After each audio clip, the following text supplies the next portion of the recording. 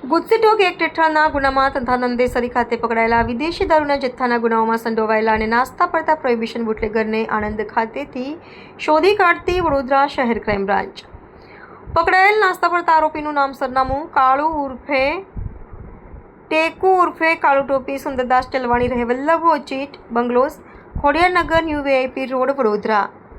નાસ્તા પડતા રહેલ ગુનાની વિગત નંદેસરી પોલીસ સ્ટેશનમાં 2 ગુના વિવિધ કલમો હેઠળ નોંધાયા છે.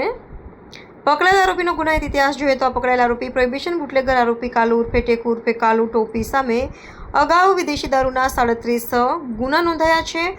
આરોપી વિદેશી દારૂની ગુનાહિત પ્રવૃત્તિના કારણે 5 વખત પાસા હેઠળ જેલમાં ગયેલો છે.